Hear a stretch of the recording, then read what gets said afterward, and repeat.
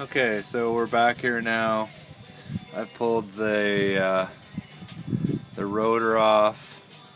We've pulled the caliper off, and I've undone the bolts for the hub. When you take the bolts off for the hub, they have these Allen keys that hold the hub on, and it's a 6mm Allen key, but you need to obviously get some sort of a wrench on it because they're in there pretty snug. Now they're not overly tight, but they're on there snug enough that you won't be able to use an Allen key to pull it off. Well, you might be, depending on how strong you are. Anyways, what I do to take that off, because obviously the hub spins freely, right? So it's a bit of a challenge trying to undo these bolts without that spinning on you. So I take a crowbar and I just put it in there. I had some nuts on, put a couple lug nuts on there to protect the threads, and then I just hold that with one hand, and then I built myself a tool. I just took a regular Allen key and I cut it in half and put it in a 6mm socket with a 1/4 inch drive. I was using a 6mm socket with a 3/8 drive, but the things are just so narrow it finally gave way on the last one and broke, so I ended up using this.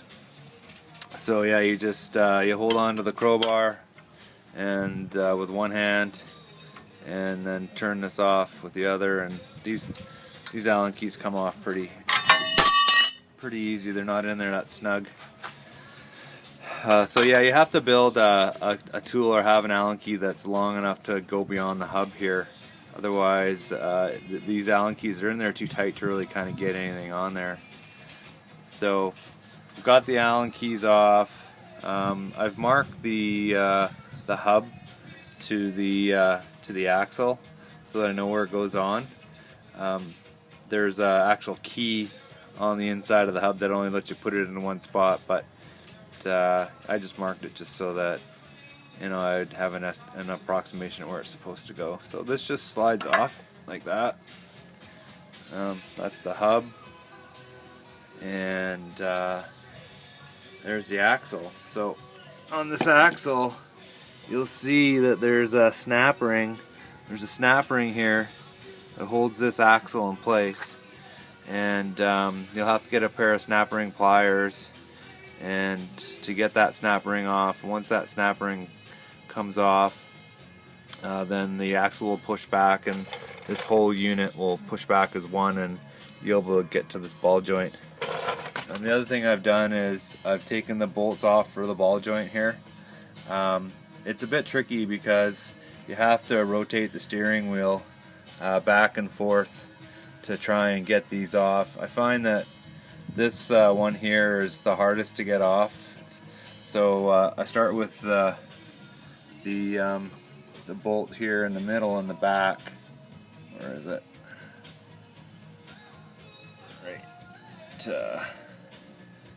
Okay. Oh, right there. I start with this one on the back, and then I do the bolt on the front, and then I swing the steering wheel back. And once you get those two off, you can put a jack underneath the A-arm, and that'll articulate it a little bit. And once those two bolts are off, then you can actually move this thing around, and you can actually move it around and get better clearance. So you kind of have to push the boot up like that and pull the bolts out, and that'll get them out.